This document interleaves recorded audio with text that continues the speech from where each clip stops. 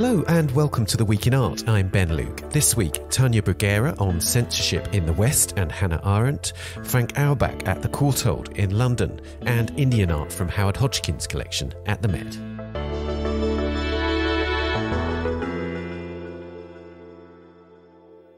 As she stages a non-stop reading of Hannah Arendt's The Origins of Totalitarianism at the Hamburger Bahnhof in Berlin, Tania Bruguera reflects on growing concerns about the censorship of artists in Germany in relation to the Israel-Hamas war. She also reflects on comments made by Ai Weiwei this week that censorship in the West was now exactly the same as in Mao's China. The Courtauld in London this week opened an exhibition of the monumental charcoal drawings made by Frank Auerbach in the 1950s and early 1960s, and I take a tour of the exhibition with the show's curator, Barnaby Wright. And this episode's Work of the Week is Mihrdukht Aims Her Arrow at the Ring, a folio from the Hamzanāma, or Story of Hamza. Made in India during the Mughal period, it's one of the works acquired by the British painter Howard Hodgkin in a lifetime of collecting Indian art. The collection is the subject of an exhibition at the Metropolitan Museum of Art in New York, which opened this week. Navina Najat Haidar, one of the co-curators of the show, tells us more. Don't forget, you can still buy the Art Newspaper's magazine The Year Ahead 2024, an authoritative guide to the world's must-see art exhibitions and museum openings, many of which were discussed on our podcast from the 12th of January. Get a print and digital subscription to the Art Newspaper at theartnewspaper.com before the 15th of this month to receive a copy of The Year Ahead with your next printed issue. Or you can buy the magazine on its own on the website for just £9.99 or $13.69. Do also subscribe to this podcast and to our sister podcast, A Brush With, the latest episode of which is an interview with Stanley Whitney, wherever you're listening. Please also leave us a rating or review on Apple Podcasts. Now, on Wednesday, the Hamburger Bahnhof in Berlin began staging the European premiere of a work by the Cuban artist Tania Bruguera called Where Your Ideas Become Civic Actions, 100 Hours Reading the Origins of Totalitarianism. It's a 100-hour reading of Hannah Arendt's magnum opus, Elements and Origins of Totalitarianism, with readers including artists, academics, activists and visitors to the gallery, ending at 11 p.m. Berlin time on Sunday night. When Bruguera originally performed the work in Cuba in 2015, it led to her imprisonment by the Cuban authorities. The performance is being staged at a moment of increasing tension and concern in the German art world about censorship in relation to the Israel-Hamas war. Artists and curators who've shown support for the Palestinian people and called for ceasefires and a free Palestine in the wake of Israel's devastating response to the Hamas atrocities of the 7th of October have had exhibitions cancelled or delayed. Perhaps most infamously, as we reported on this podcast last November, a member of the finding committee for the next artistic director of Documenta, the poet Ranjit Hoskate, resigned after being accused of anti-Semitism, which he strenuously denied, prompting the remaining members' departure in solidarity. At the end of last month, Johanna Tagada Hofbeck, a French-born and British-based artist, took to Instagram to report the latest instance of a German museum cancelling an exhibition in response to pro-Palestinian sentiment expressed by an artist. In recent months, the Strike Germany movement has called for international cultural workers to strike from German cultural institutions in a call to refuse what the movement calls German cultural institutions' use of McCarthyist policies that suppress freedom of expression, specifically expressions of solidarity with Palestine. I spoke to Tania Bruguera about whether the meaning of her project has changed in relation to the events of recent months. Tania, to begin with, tell us about the circumstances in which you first made this work in 2015 in Havana, because it's a recreation of that work, but it's important to know, I think, why you did it in the first place. The original circumstances were that my house was surrounded by police. I was under house arrest. I have had, at that point in 2015, few dozens of interrogation sessions. By now it's more than 300, so I don't count anymore. And then it was also the Havana Biennial, during the Havana Biennial. And in a way, with this piece, I created what I call art for the not yet, which is actually creating art that doesn't react to power, but try to imagine what power is going to do and react or make them react to what you do when you bypass that they're planning. So in this case, I even used a self-surveillance situation where I recorded myself and the people who were there the whole time. And it actually worked because they were accusing me later falsely, as they normally do, to go to somebody else's exhibition and make a scandal and make a trouble. And I say, I'm sorry, I have my surveillance tapes, so you can't accuse me of that because I was in my house at that time. So, yeah, it was a circumstance where repression to artists in Cuba was less than now. Now we have artists in prison. But it was the beginning of trying to silence once again, because this is a cyclical situation in Cuba, once again the people that they were uncomfortable with because what they were saying and the art they were doing. And I want to thank all the people who came and participated in that time, because it was a big statement to break those lines and enter the house. And unfortunately, now we have been for a year, almost a year and a half, trying to set this piece in Berlin. And unfortunately, the circumstances in which the piece is being shown, I don't want to compare, but they are very close, let's say, or have too many coincidences with the kind of self-censorship, fear, a state determining what is right, what is wrong to say. And this is unfortunate, but it is important, I feel, now to try to address it.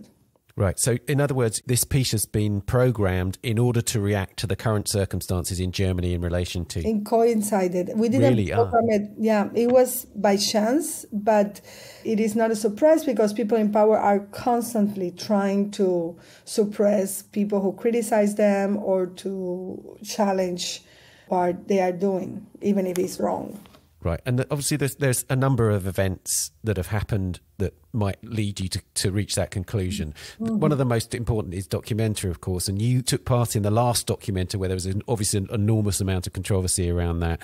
Since then, there's been this whole incident with the finding committee resigning in response to their perception that there was an active censorship of what they were doing. Candice Bright's exhibition being cancelled and so on. So there's a hell of a lot of stuff going on. I mean, there are the names that everybody knows, like Candice or others, or for example, Laurie Anderson, who just didn't join this job that she was offered. But there are a lot of other artists who are less known, and precisely because of that, it's more easy to be disinvited or canceled and so on. My personal opinion is that we are living the situation we live now in Germany because we didn't deal with it in Documenta. Right. I feel that all of us, quote to quote from the Global South, came with our problems and our solutions to our problems to show and to share in a very generous way. And the Germans had the opportunity to bring their own problems in a painful way and think together what solution we can find. And it's interesting how countries in the so-called centers of power, they don't see how they can learn from people in the Global South. They always think they have the solution. They always think their solution is the best one and the right one. Well, maybe now that there are a lot of censorship here and cancellations in Berlin and Germany, and people are being questioned for their political belief and so on, maybe they should look at other places where this happened before and see what the strategies the artists had or what is coming on after this, because I think this is a beginning. You're not the first person to draw attention to that, actually, because actually another artist said to me the other day that the censorship is disproportionately affecting black and brown people and artists of colour and artists from the Global South. So would you say it's a latter-day form of colonialism then? It is colonialism, it's discrimination, it is racism, it is complex of superiority, all of that. That's really interesting. And of course, therefore, to be speaking the words written down by Hannah Arendt at this moment becomes extremely powerful. There's one bit in The Origins of Totalitarian where she talks about the danger of intellectual, spiritual or artistic initiative to totalitarian powers. And what you're seeing around you at the moment is how artists are being clamped down upon. So does it seem incredibly prescient and powerful to you to be doing this now? Yeah, I mean, it will depend on people's intervention in it, because as an artist, what I do is to create conditions by which things could happen. I mean, there is no good or bad outcome of the piece. Whatever happened will be almost like instantaneous image of what is happening now and here. So there is no good or right or wrong. I mean, I hope, especially in moments where institutions have been pressured and artists have been canceled, I hope they can come and have a space to talk and to talk to power, because people will be listening. So I think that's the invitation. And we did an open call so anybody can come, and the museum put a code of conduct where no hate or call for violence is going to be accepted, but there is a respect for political opinion and is a respect for differences, basically. Right. And in terms of the people that are doing the readings, to what extent is the selection entirely from the open calls or people that you've invited yourself? We wanted, especially a year and a half ago when we thought nobody will feel that this work will mean anything, we wanted to invite, and we did a kind of an open call or general invitation to a lot of academics. And some of them say yes, and they are part of it today. Some wanted to be, but they were in the city, whatever. So we have these experts, not only Hannah Arendt itself, but also in the themes Hannah Arendt is addressing in this book. The rest is open call. I personally spoke with some activists because for me it's important that that voice at least is heard at some moment. So I think basically the rest is just, we don't know who people are. We have never asked anyone what they're going to talk about. And there is the option for conversation. There is also the option for the audience to challenge what people are saying or to support it. We'll see how it goes, but the faith is that art can open spaces where difficult conversations can take place. I wonder if you have encountered, or if the institution has encountered, any resistance to this event from the authorities. I have to disclose it completely. I know that yesterday there was a person on Instagram who targeted me, asking why I am doing this in a time of all of this is happening and where all the people are striking and so on. And also was saying, oh, you say you made a boycott to the Havana Biennial last time. Is that the same? I don't think it's the same, because when we decided to put a boycott to the Havana Biennial, two things were very different. First of all, the world didn't know what was happening in Cuba, so the call to the boycott was a way to explain people outside what was happening, so it was a resource for educating the people who are outside. In the case of Germany, everybody knows what is happening.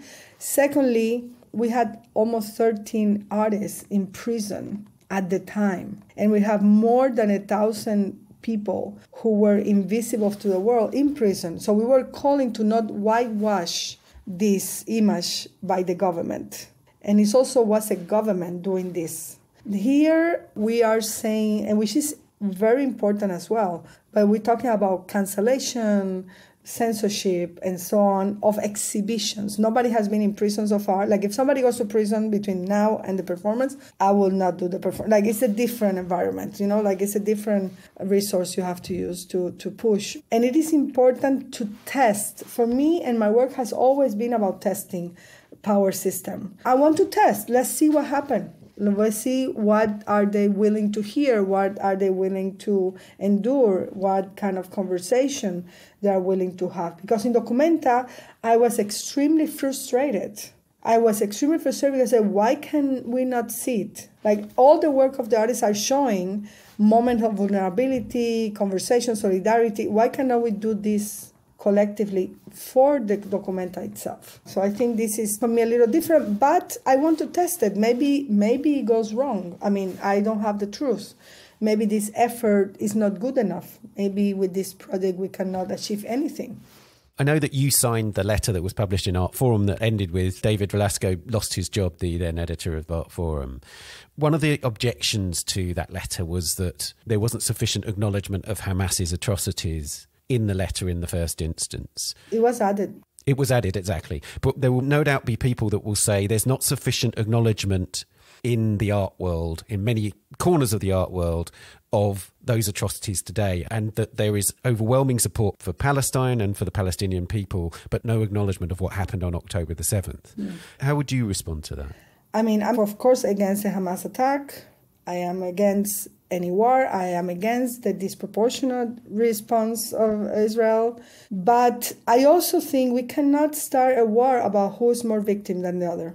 This is a problem. We cannot compete about who is more victim. No human has the right to kill another person. And it is the responsibility of people in government to sit down with their other government and find out what is the solution. You made a piece called Untitled Palestine in 2010, didn't you? Wow, you did your research, okay. That was significant in terms of what you just said then, because it was in a way a proposal for a future. Tell me more about that. Yeah, no, the piece was part of a series where I was trying to convey that sometimes we imagine the place without living just because the propaganda or the stories in the press that come out of it. I wonder in the piece if there will be a different solution than the ones that have been done so far.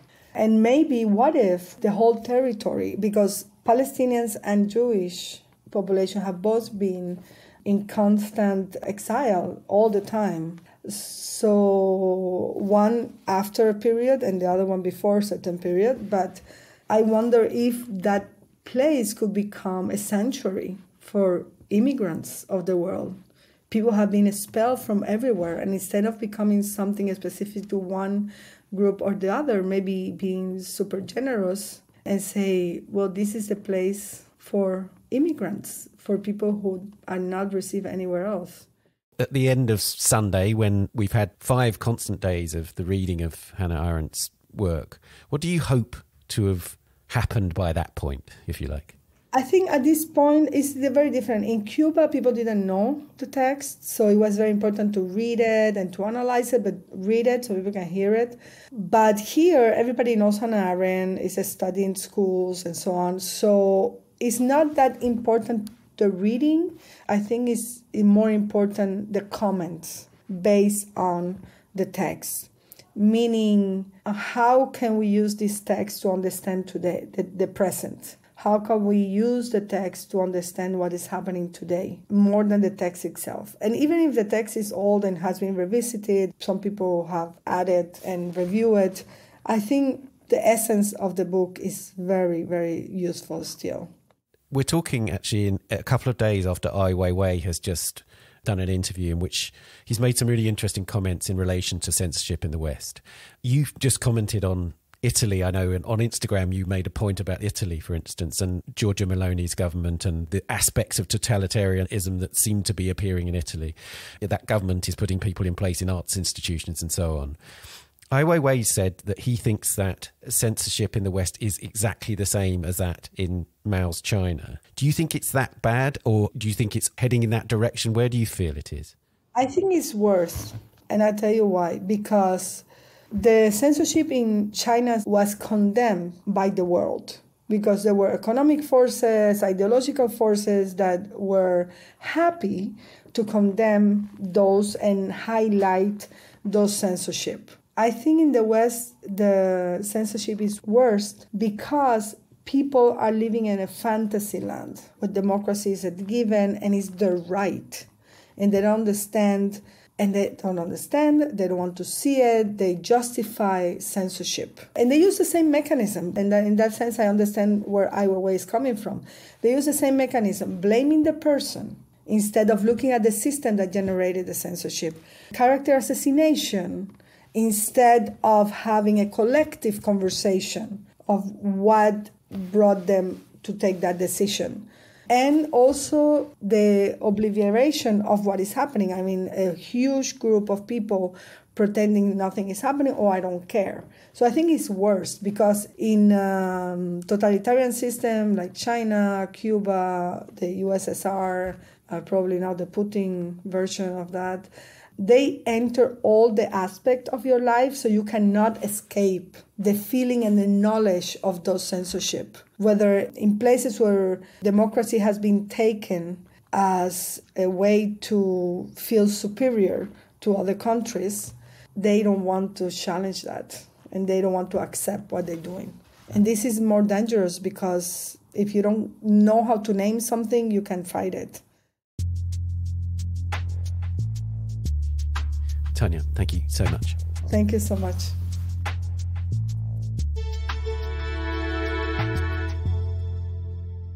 Tania Bruguera, Where Your Ideas Become Civic Actions, 100 Hours Reading the Origins of Totalitarianism, is at the Hamburger Bahnhof in Berlin until 11 p.m. on Sunday, the 11th of February. You can hear a discussion about Hannah Arendt's legacy and her influence on artists in our episode from the 15th of January 2021. Coming up, Frank Auerbach's charcoal drawings at the Courtauld and a 16th century Mughal masterpiece from the collection of Howard Hodgkin at the Met. That's after this week's news bulletin. A painting by the Beatles sold for $1.7 million with fees at Christie's in New York on the 1st of February, easily beating its estimate of $400,000 to $600,000. The work, Images of a Woman from 1966, was consigned to Christie's annual Exceptional Sale, an event held in New York, London and Paris that includes rare masterpieces with important provenances, the auction house says. The identity of the buyer is undisclosed. The work was painted in July 1966 when the group were on tour in Japan. They ended up locked down in the presidential suite of the Tokyo Hilton at the request of local authorities who were concerned about their safety. According to a lot essay published by Christie's, the Beatles received visitors, many of whom came bearing gifts, including a top-quality set of art materials. Robert Whittaker, the tour photographer, captured the process in a series of photographs. A Roman oak bed on which a dead person may have been carried to a grave now lying 6 metres below the surface of modern London has been excavated along with a wealth of well-preserved finds spanning many centuries by archaeologists working in advance of an office development at Holborn Viaduct. The timber has been preserved by the waterlogged soil around the Lost River Fleet. Although the dead are commonly depicted as lying on beds in Roman funerary sculpture, real beds used in burials are very rare finds, and this is the first complete example ever found in Britain. A century after Otto Dix's First World War painting The Trench from 1923 provoked an outcry when it was displayed at the Prussian Academy of Arts in Berlin, the institution's successor, the German Academy of Arts, is opening to the public the inventory that Dix compiled of his work. The Academy is not able to show The Trench, one of the most vivid depictions of the horrors of war, which has been missing and feared destroyed since the Second World War. But it can display a black and white photograph because Dix made meticulous records of his works. The photograph was stuck on the back of an index card, just one of 4,000 relating to his works. Also in the archive, around 300 letters to the artist and even his paint box containing all his equipment, which is on show at the Academy. Dix's estate was entrusted to the institution by the Otto Dix Foundation, created by the artist's widow Martha Dix. The Academy held a reading of letters and documents from the archive this week to mark both the opening of the archive and the centennial of the exhibition of The Trench in 1924. To read these stories and much more, visit the website or the app. Now, during his early years as an artist in post-war London, Frank Auerbach embarked on a series of monumental portraits using charcoal. Long viewed as landmarks in this formative stage in his career, 17 of these works, made between 1956 and 1962, are now on view at the Courtauld in London, alongside 6 paintings of the same sitters from that period. I went to the Courtauld to take a tour of the exhibition with its curator, Barnaby Wright. Barnaby, we're in the first room of 2 in this exhibition filled with the charcoal drawings. Can you give us a sense of where Frank Auerbach was in his life at this point when he began making these drawings? So when he really began making the drawings that we have in the show, which start really with the works he made in 1956, he was just finishing at art school and really beginning his career as an artist. He was about 25 years old, and he'd made up his mind that he wanted to produce some really significant works of art. And so he has said that he didn't want to sort of tinker around, he didn't want to just make sketches, he wanted to produce some really monumental and powerful works, and that's what he set about doing. There's that magnificent quote by him about stonking, coherent, independent works of art that, he referred to them, he wanted them to be monsters. It's kind of an extraordinary ambition for an artist, really. Absolutely, and he had had this amazing experience of working on a painting of Stella West, who he was in a relationship with, when suddenly, after weeks of tinkering with it and working on it, months of doing that, he reworked the whole thing top to bottom, and the picture just came to life, as it were, and he realized that that was the way he was going to have to work. That's how he was going to create independent pictures. And were the charcoal drawings absolutely happening at the same time as the paintings? Did he divide his time between drawing and painting? How did he work in that time?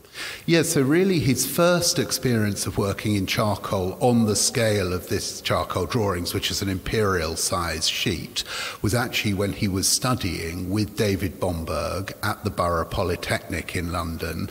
And Bomberg's life classes were really inspirational for Auerbach, and Bomberg encouraged his students to work in charcoal on a large scale and really pursue the image and pursue the drawing beyond just mere formula or surface appearance to get at something at a deeper level. So he already had that experience when he turned to making these large charcoal drawings. He started by making some paintings of Stella West, and then he realized that to carry on working at the intensity that he was, the paint, he just couldn't afford paint in that quantity that he was using it, and he realized that taking up charcoal again was a way that he could continue his process.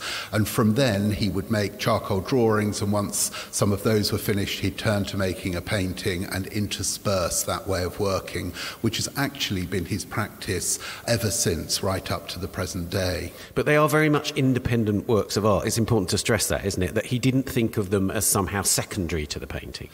Definitely not. Unusually at that time in the post-war period, he really felt that these drawings that he was making stood up for themselves and had equal status to his paintings.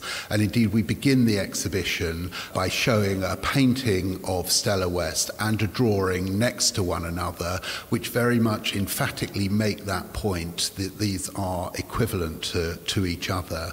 And indeed, he, from very early years, exhibited the drawings as standalone works. So that was there from the beginning. One of the lovely things about seeing the painting and the drawing right next to each other is, of course, the fact that the compositions relate to one another, but also the physicality is there. And this is the amazing thing, I think, about charcoal drawings by Auerbach, is that for most people, a charcoal drawing is about image.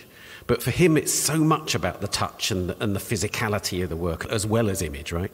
I think he takes the use of charcoal to a very different level than one normally associates it with. I mean, historically, it's associated as being a preparatory medium, something that you could try out ideas, rub them out and try again, or as a teaching medium where you can sketch in a life room like with Bomberg and rework the image.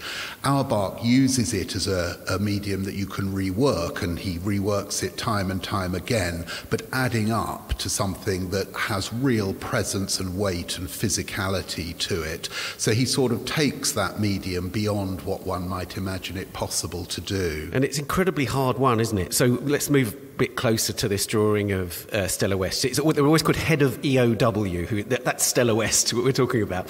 Just at the bottom left of this sheet, you see August, September 1956, a drawing made over 2 months. That tells you the sort of intensity of the work, doesn't it? Absolutely. So these drawings that he made of Stella West were made in her house in the Earl's Court Road. In her bedroom, she would sit on a chair.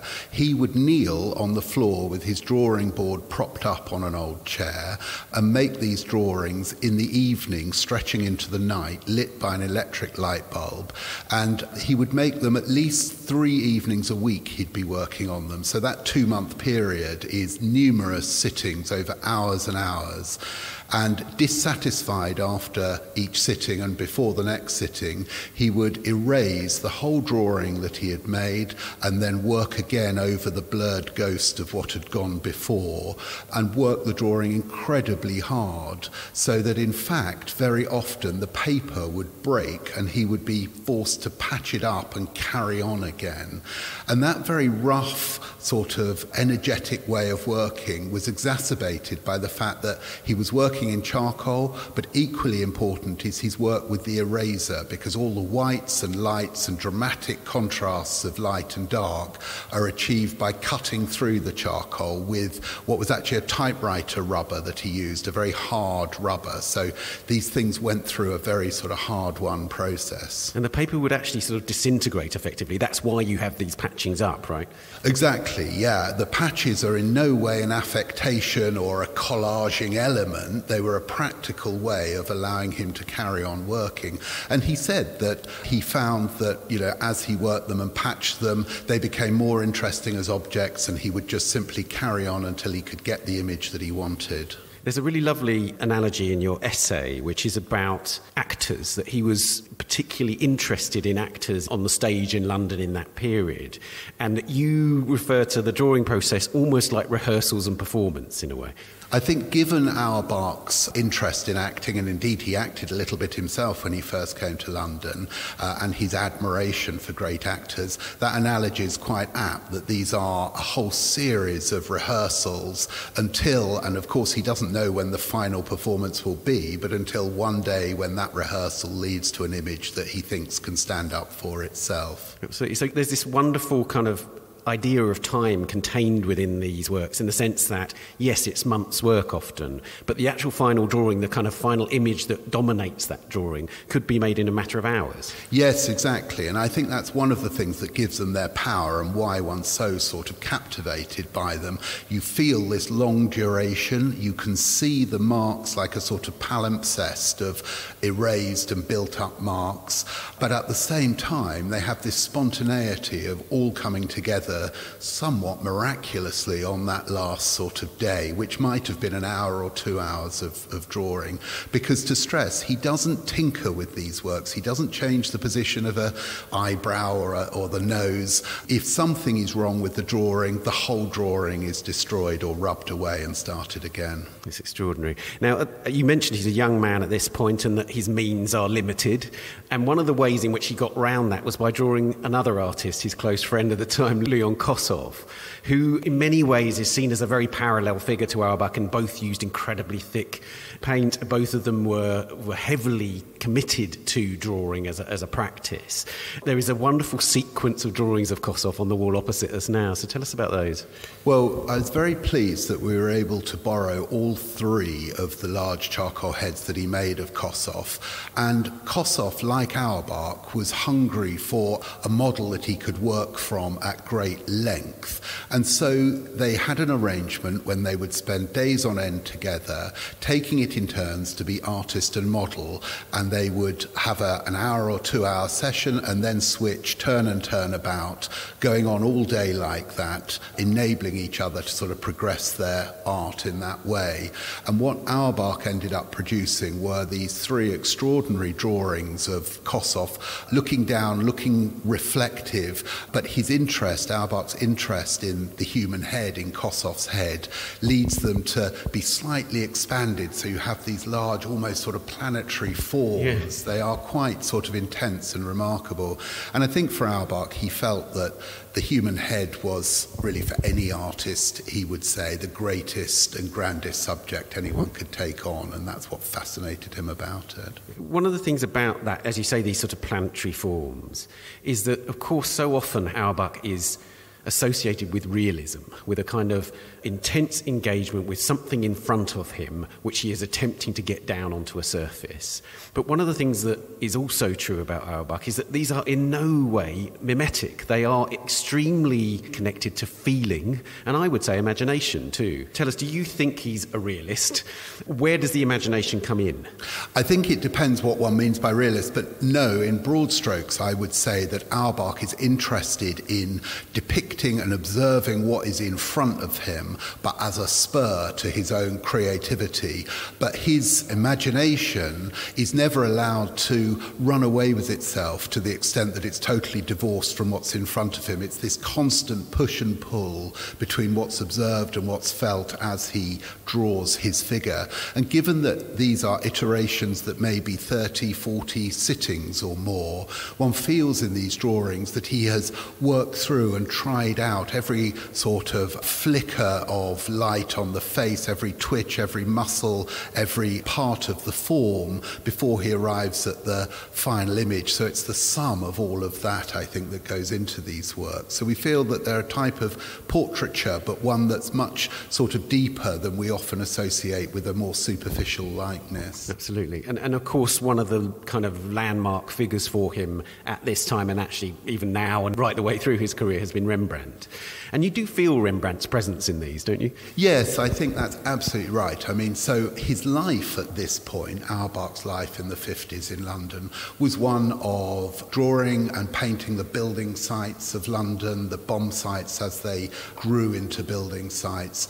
It was then going into the National Gallery and spending long hours looking at the works in the National Gallery, and it was coming back to the studio or to Stella West's house and making these very intense portrait heads. And Rembrandt was a major figure in all of that.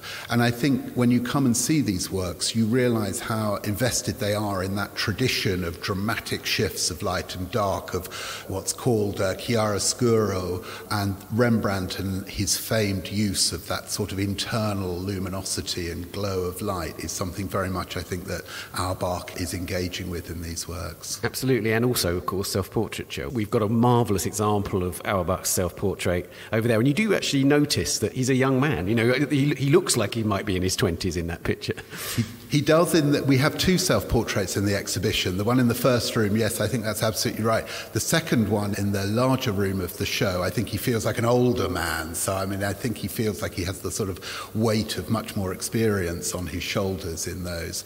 The self-portraits are really rare, I mean, really unusual in his work. He makes just two self-portraits at this time in the 50s, and then one other in the mid-60s in oil, and then after that makes no more self-portraits for the next 65 years or something, until he's a much older man and his aging face starts to interest him, and he makes a whole series of self-portraits, which he's doing to this day. Okay, well, let's go through into the next room, in which that later self-portrait is.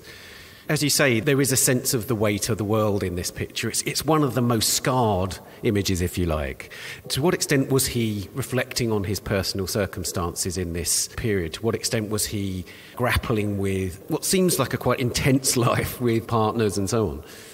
I think that the way that Auerbach works is that he is constantly in the studio in pursuit of a credible, coherent image that surprises him, that feels like it has a life of its own to the extent that he can do no more to the image. And he pours everything into trying to achieve that. So all of his feelings and emotions are within him as he works on these sorts of drawings. But I don't think anything that he would verbalize or be self-conscious of is part of the process. I think it's a much more subtle process than that things seep in through the pores and go into his process of pursuing relentlessly these images that he feels have their own independence in the world. When we come into this second room, one's aware that the sitters are expanding in number. Is the work changing? I think the interesting thing about bringing them all together is that you do see this development in the way he works. I actually think that the self-portraits that he makes, the two that he makes in 1958, are important in that change. Because they're self-portraits, he's obviously looking at himself in the mirror. He's forced, in a sense, to stand back a little bit. More of his body is in the work than appears in other figures that are earlier than this. And I think that does sort of lead to a change in his depiction of the other sitters that come into his studio at that time, and indeed in relation to the slightly later works he makes of Stella West. And in the larger room we have the last 4 drawings that he made of Stella West. He made 10 of her in total, is that right? That's right. He said that he had from the get-go, from 1956, decided he was going to make 10 major drawings of her, and he did end up making 10 over a period that stretched from 1956 to 1960. He was always quite worried that she might get get fed up of all the mess of the charcoal. And apparently, clouds of it were in the bedroom and settling all over him, her, the bed and everything else. But he managed, and she endured as a model, and he managed to produce the 10. And the last 4 are very different from the earlier works in that the poses are more varied. You feel that the figure sits in the space of the drawing in a more dynamic way. And in one case, a drawing that actually hasn't been seen very much before, it's almost all erased. So many of the marks are made with the eraser rather than the charcoal itself. One of the interesting things that one notes when looking at 4 of them together like this is this curious relationship that the drawings have with scale. It's a factor, I think, which is so intriguing about Auerbach's work generally, in the sense that one expects heads that are slightly larger than reality often to be associated with photography. But he doesn't use photography, right? It's absolutely about sitting in front of the sitter. Yeah, he doesn't use photography at all, and he will only work on a drawing or indeed a painting when the sitter is there in front of him. So that's absolutely the case. I think working on these imperial-size sheets allows him, if he wants, to make a head bigger than life size or about life size and contained within the sheet. And I think that's really important about them, your relationship to them and to the scale of them that he chooses. That doesn't come across, of course, in reproduction. It's only when you're in front of the actual works that you really feel that power coming across through scale. Absolutely. He wanted to avoid them looking glancing, didn't he? And it's about that sort of intensity of engagement he has with his sitter. He wants us to somehow share in that with him, don't you think? Yeah, I think that's right. I mean, it's interesting that his depiction of the various sitters that he has modelled for him in the 1950s, and I mean, there's really only a small handful of them, but they all look away or glance down. They don't catch your eye directly. That, in the longer history of portraiture, that mode is to do with the idea of reflection and introspection, and I think he enjoins us in that by these figures not actually sort of catching our eye directly, and we share in that process to some degree of what it's like when you just look at somebody for an extended period of time. And I think, we can all perhaps relate to that to some degree, that the familiar becomes strange when we look at it for long enough. And so these drawings, I think, have that quality of being very familiar in one sense and of this world and flesh and blood, but also strange and slightly otherworldly to some degree. And I think it's that relationship between the familiar and the strange that is really at the heart of the power of some of these drawings. And I think one of the strange aspects that develops through the work is this use of colour, and very, very sort of delicate use of colour in places. And especially interesting to me is the fact that the colour isn't located within, say, a fabric or within the flesh tones. It seems to be an independent factor within the drawing. Can you say more about how he uses it? And has he ever explained what he was trying to do with it? It's very noticeable in several of the slightly later drawings in this exhibition, where unexpectedly you find these flashes of colour. There's one drawing of somebody called Helen Gillespie, who was a friend of Stella West's, who sat for Auerbach. And it's clear that what's happened is that after months of work on the drawing, months of creation and destruction of drawing and erasure, on that very last day, he summoned up the courage to just grab a piece of pinkish red chalk, which he darts around the picture, and it absolutely electrifies it. The whole picture comes to life. But that is quite a sort of do or die thing to achieve, because if it had gone wrong, then the whole drawing would have been ruined all over again and rather hard to come back from. At the time, in fact, in a published statement, he talks about building up the courage to make an improvisation only at the sort of end, or coming towards what proves to be the end of the process. And there's a sense in which he's got to know the drawing and the subject so well that he's able to improvise without it feeling in any way random or affected. They still feel part of contributing to the structure of the drawing. Absolutely. And then the end of this sequence, if you like, is a rather neat kind of segue into painting, isn't it? So it's a charcoal drawing but he begins applying paint to it, and then after this goes on a prolonged period of painting. Yeah, so we were very keen in the exhibition to include a small group of very carefully chosen paintings that relate to the drawings and bring out that crucial dialogue for Auerbach between painting and drawing. The charcoal drawings, I think, during this period feed into the way he then goes on to paint. So I think developments that happen in charcoal then find their way into paint, and he draws in paint in really interesting ways.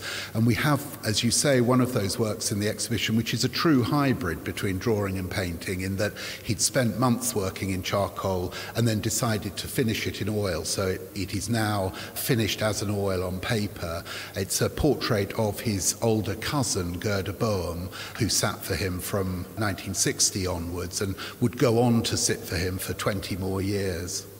Tell us about how these works sit within the kind of mood of post-war London, and also the general mood in European art of that time in relation to the events of the Second World War and the Holocaust. I mean, is it too much to read into the biography of Auerbach in the sense that, his parents died in the Holocaust? He was in Britain only because his parents knew what was coming, if you like, and made sure he had left Germany.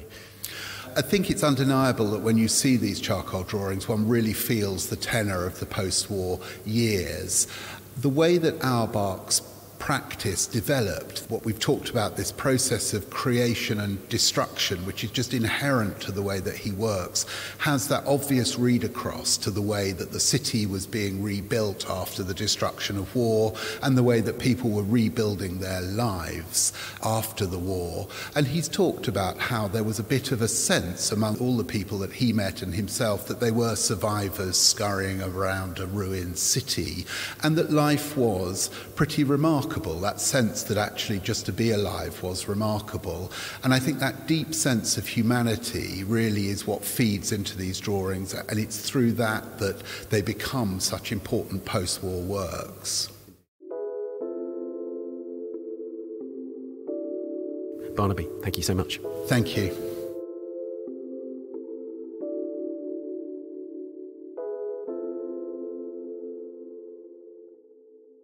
Frank Auerbach, The Charcoal Heads, is at the Courtauld in London until the 27th of May. And finally, it's time for the work of the week. The British artist Howard Hodgkin formed a remarkable collection of Indian paintings and drawings over 6 decades before his death in 2017. It included works from the Mughal, Deccani, Rajput and Pahari courts dating from the 16th to the 19th centuries, more than 120 of which are now on view in an exhibition at the Metropolitan Museum of Art in New York. Indian Skies, the Howard Hodgkin collection of Indian court painting, includes many works that the Met recently acquired, alongside loans from the Howard Hodgkin Indian Collection Trust. One of the works now in the Met's collection is Mihrdukht Aims Her Arrow at the Ring, a painting on cloth from the Mughal period, probably made in around 1570 by the painters Basawan and Jagan. It was one of the first major pieces of Indian art acquired by Hodgkin, reflecting an immediate confidence in his collecting. Navina Najat Haidar is the curator in charge of the Department of Islamic Art at the Met and the co-curator of the show, and she told us more about this luminous masterpiece and Hodgkin's particular eye for the art of South Asia. Navina, how would you characterise Howard Hodgkin's collection of Indian and related art? It's a very personal take. It's Howard Hodgkin's vision of Indian art, his response to Indian painting. It's not a collection that follows the rules of art history or the parameters of the kind of way people generally approach these things, in that he is attracted to whatever he's attracted to. And there's a certain freedom in the way he approaches the material. So you get a kind of personal take as well as a kind of bold and exciting almost point of view into this material. Yeah, and does that make it all the more challenging as a curator to gather this material, catalogue it, place it in a way? Yes, in some ways. But I mean, you want to get the balance right between presenting the artist's inspired take on Indian painting, as well as doing the art historical thing and framing these works in a context that is faithful to history and faithful to region and chronology and to art history, to help viewers understand them and to also demonstrate that even though Hodgkin was a great individual rule breaker and sort of had a personal passion that guided him, he was also very educated in all the schools of art history, in all the traditions of art. So it's not as though he's completely outside that. He's sort of integrated in his own way with the kind of formal traditions of understanding and approaching painted works from the courts of South Asia. One of the interesting things, of course, is that you could categorically say that he was not interested in Indian miniatures. A lot of the paintings are actually very large for their period, right? Yes, I think he set out to show that Indian painting breathes large and isn't necessarily small, although there are some very tiny and exquisitely detailed tiny things in the collection too, and some of the finest techniques that you see are very miniaturized. But yes, he had a feeling for scale, so there's a surprisingly large, physically large kind of component to the whole collection. Right, and as you said, that sort of sense in which he didn't buy his art according to schools and so on. He said he just wanted great art. He wanted the best art that he could find. And so that's a very interesting way of approaching it, isn't it? And sometimes that would mean a fragment as opposed to a whole work. Yes, definitely. He didn't use a lot of words when people, I'm told, and also from what he writes, when people say, well, what attracts you to this art? What he would just say, just look at it. Yeah. So he sort of had this kind of almost deceptively simple, commanding way to force you to engage as he had, which is just to look and let your eyes guide you and see where they take you. So there is that side to him, and you'll see that in the essay that he writes. He talks about this a little bit in the catalogue that was done for the Ashmolean. Yeah, and he talks very interestingly about the whole process of collecting, doesn't he? And I mean, it doesn't sound like, of course, it must have given him pleasure, but he doesn't sound like he enjoyed a lot of it because a new work would come onto the market or he would find a new work and he had to have it. Mm-hmm. This idea of the best being the enemy of the good and so on. That's true. We feel the same agony now as curators, having acquired this magnificent collection. Now something else has come on the market and, the passion never ends. Each thing stokes the next thing. So yes, the Hodgkin collection may end up being a step rather than the climax because there's no climax in this world. It just keeps going. Absolutely. Now, one of the interesting things about his collection is that it sort of ends in the period when particularly the British influence and certainly European influence more widely becomes much more prevalent. Is that right? So that effectively in the 19th century, he's never really interested in that period. He's only interested in the period before that point. Well, that's what we see, and I think he talks about that a little bit in his writing. He doesn't regard sort of departure into completely new styles of expression, botanical studies, large-scale things, perspectival views of space, all the techniques and all the subject matter that comes in through new British patronage in India. I don't think he regarded that as being, truly an Indian eye, and he was very faithful to Indian way of looking at space and portraiture and so on. And he seems to have lost interest when the style changed. Having said that, there's one or two elements in his collection that do show that sort of world of Indian painting transitioning into something that's more a bit like European painting in some ways. So there are a few touches of that, but not substantial in the collection. Right. Now, the work we're going to talk about is from the Mughal period. Can you say something about that period in terms of art patronage, in terms of the kind of styles of art in that period? So the Mughal dynasty, the word Mughal is a corruption of the word Mongol. This is a very old dynasty that's made its way across Asia in a very loose kind of family and dynastic tradition from as early as the 13th century or before that. But in the 13th century, the Mongols swept across Asia and displaced the caliph, who was the caliph of the Muslim world. They came to Iran and Central Asia as conquerors, and eventually one branch of them became Islamicized and became the kind of great patrons of the identity changed and the patronage changed. And they sort of set into motion a kind of development in the book arts that really had a tremendous influence from the 15th century onwards on later dynasties, the Mughals, the Safavids, the Ottomans, and they themselves as a family now are known in the 15th century as the Timurids. The Timurids, who had descended from Amir Temur, one of the kind of Mongol ancestors, his descendant Babur was expelled from Central Asia and made his way to India in the 16th century, and by 1526 had established himself in northern India and effectively laid the foundations for the Mughal dynasty in India. from that point onwards, you had a sort of development in the whole wider South Asian region as this Mongol, Mughal tradition took root, displacing the earlier sultans who had ruled and, sort of being very successful in bringing together huge amounts of territory and created an extraordinary, exciting world, at least that's the way we see it artistically, of great exchange, of great accomplishment, and of many interesting things happening in the visual arts. They were passionate about book painting, about manuscript illustration, about architecture, about the decorative arts, almost everything, and they've left a huge, important legacy for the world. So one of the most important foundational projects as far as painting was concerned was the illustration of a text known as the Hamzanāma, or the Adventures of Amir Hamza, who was an uncle of the Prophet Muhammad, whose early adventures form the kind of, main text of this book. When I say book, it's not really a book as we know it today. It's a very large-scale manuscript painting project on cloth, which originally had 1,400 paintings, of which only 10% survive. And Hodgkin has 3 such works in the collection, and the one we're going to talk about is one of the 3. I wish I could have shown you all 3 because each one represents a different dimension of early Mughal painting in about 1570. But the Hamzanāma page that we're going to look at is probably the most Persianate in its character.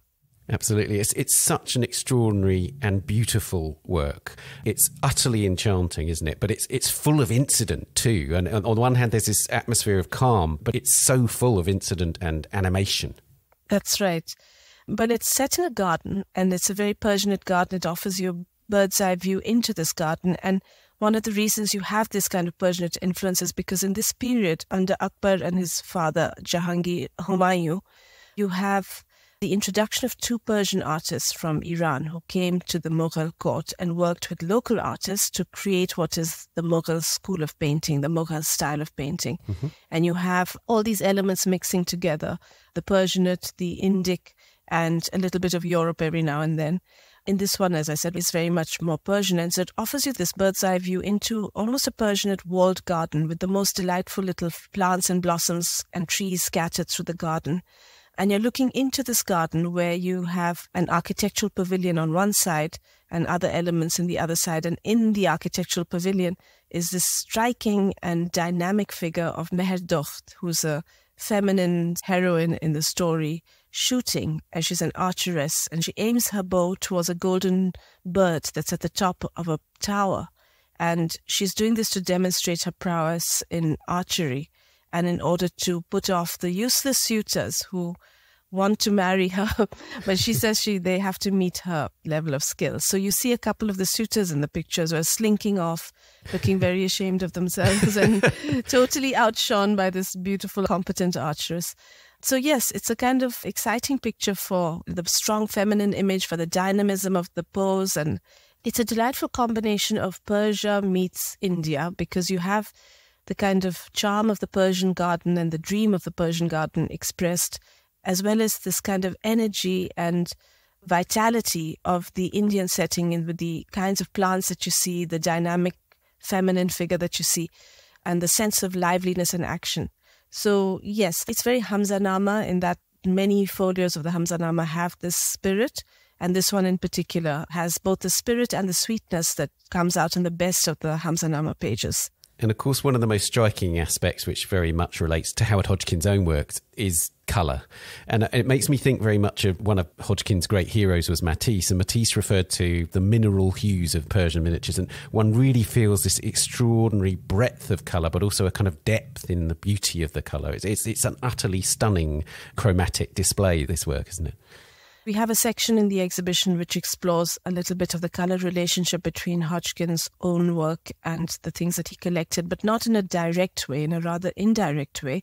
But there's no doubt that Indian painting, Persian painting, and Hodgkin too were deeply moved by colour, worked in the language of colour. I think where they really maybe had a meeting point in the use of colour was not just in the literal kind of use of colour, but in the way colour expresses and distills memory and emotion and action and even narrative.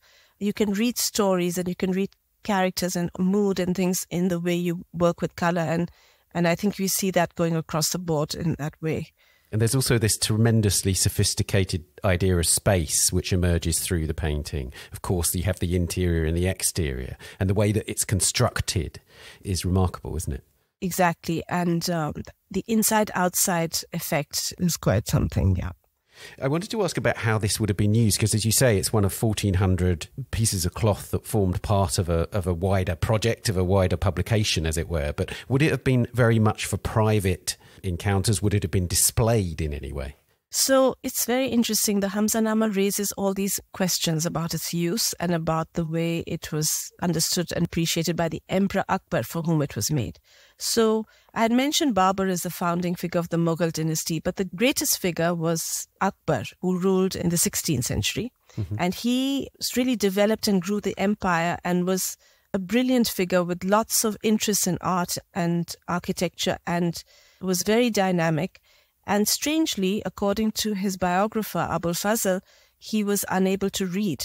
And there's actually been an article written about him possibly being even dyslexic. That was a diagnosis made 400 years after he passed on. Right. So we don't know how to read it. But it's actually quite a brilliant and riveting article too, because it brings up the question of why couldn't he read? Was it his reading and the literary arts and the art of writing were fundamental to the education of princes at this time? This was a great moment for that. It was a great moment for literary culture. So we don't really understand why Akbar could not read. It could also have been a kind of attribute, because this has been interpreted by scholars in different ways. But one of the theories is that the Prophet Muhammad was supposed to be not unable to read or not literate in that way. And so sometimes the attribute of the Prophet is accorded to other people in history as a kind of compliment. So there are all these existing theories. Anyway, coming to the Hamzanāma, the text exists on the back of the large folios, right? And one of the complications is that it's not the case that the text on the back of the folio matches the picture in the front, because there would have been a sequence of text pages and folios, and the text might have been on another folio, the one that describes the picture. So there was a theory that these were bardic, and that somebody would hold up the large painting and then read the text off the back while the emperor was looking at the front of it. But that doesn't work if you think about the fact that the text may not have exactly matched the picture on the front. So there's still a lot of mysteries about how this would have been used. What Abul Fazl tells us is that although Akbar could not read himself, he enjoyed being read too, and he often marked the page that the book stopped at with a bookmark or with a mark that he would put in to sort of show his appreciation. So the mystery lingers. There's a wonderful study of the Hamzanāma done by John Seiler. There was a major exhibition actually at the Brooklyn Museum about 20 years ago, and there's a great catalogue which talks about different ways of understanding how the text and the image might have worked together. And then there are other scholars who have come up with other thoughts.